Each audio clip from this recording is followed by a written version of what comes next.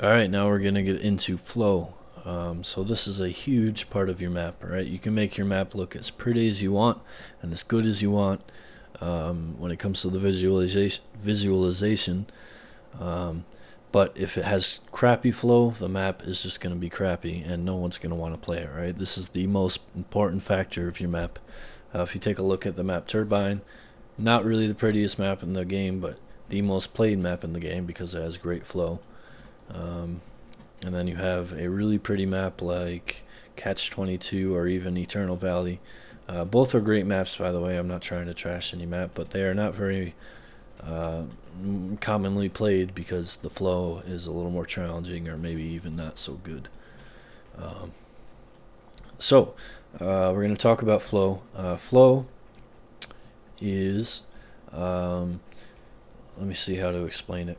When you're running around the map, and you're jumping around, alright, when you're using Sauer's physics, so obviously you played Sauer. Sauer is a very fast-paced game, the sort of low gravity, the jumps are high and far, and you move very fast. You want to make the map match that sort of mechanics, the gameplay mechanics.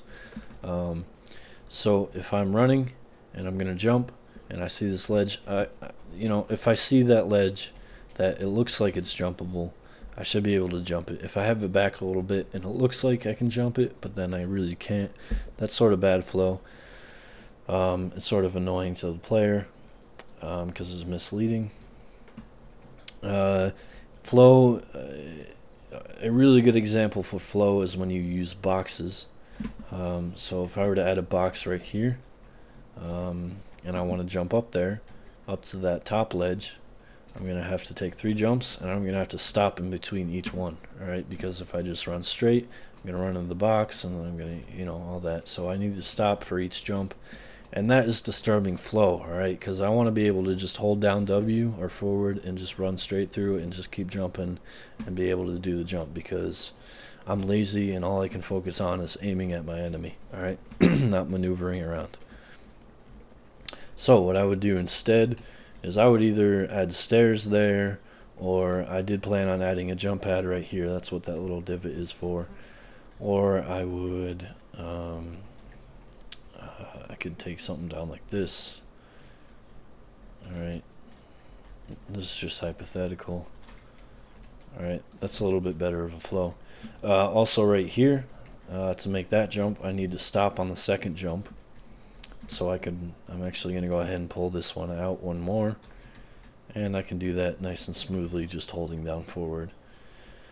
Alright, so that's just one example. Obviously sometimes if you want your map or a certain jump to be a little bit more tricky, you can do that. You don't need every single jump to be super easy, but just try and keep the general flow of your map easy, alright, and easy to move around because like I said, the players are going to be focused on trying to aim on their teammate. They're not going to be focused on running around your map.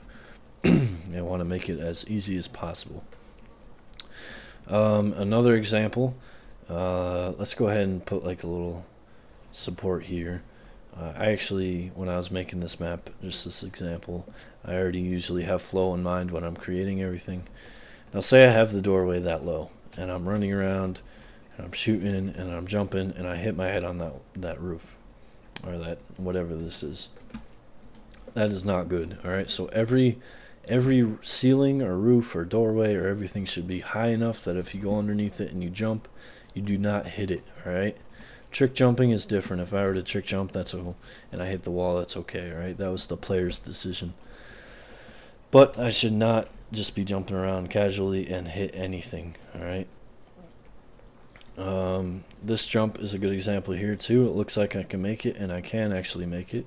If that was actually it's a little bit difficult, so maybe that might not be such good flow because sometimes I'll miss it and that will make me angry as a player.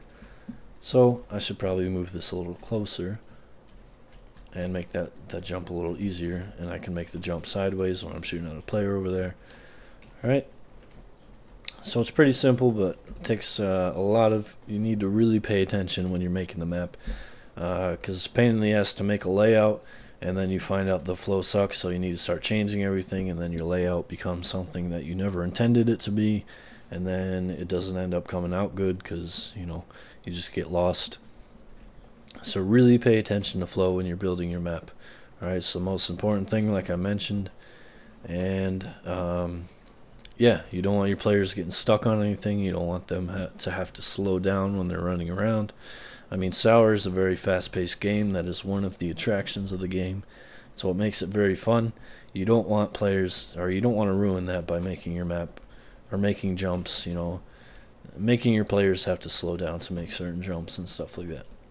Alright?